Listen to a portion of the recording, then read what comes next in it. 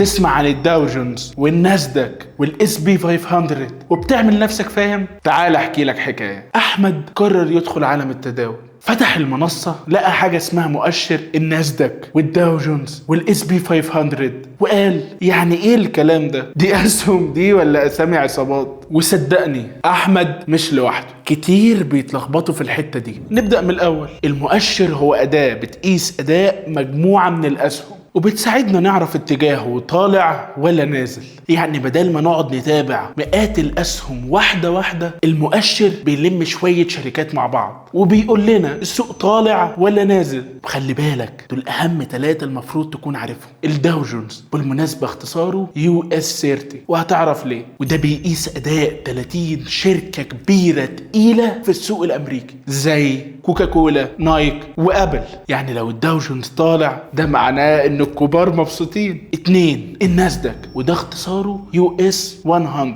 ده بقى بيجمع شركات التكنولوجيا زي جوجل وميتا وتسلا. فلو الناسداك بيولع غالبا التكنولوجي شغالة تمام. 3 الاس بي 500 ده الاشمل، بيغطي 500 شركة من اكبر الشركات في امريكا. بيعتبروا ناس كتير اكبر مؤشر بيعبر عن السوق الامريكي. المؤشرات دي مش قابلة للشراء بشكل مباشر، لكن تقدر تستثمر في صناديق بتتبع المؤشرات دي. يعني كأنك بتاخد صورة بانوراما للسوق كله بدل ما تصور كل شركة لوحدها. قول لي بقى لو هتستثمر في مؤشر واحد بس هتختار ايه؟ الداو جونز ولا الناسداك ولا الاس بي 500؟ وخليك عارف اني قلت لك اشهر 3، لكن كل واحد منهم جواه تفاصيل كتير، ولو عايز تعرفها او تعرف عن غيرها من المؤشرات تابع الفيديوهات الجاية. ولو لسه بتكتشف عالم التداول اعمل لي فولو علشان تتعلم كل حاجة خطوة بخطوة من غير وجع دماغ.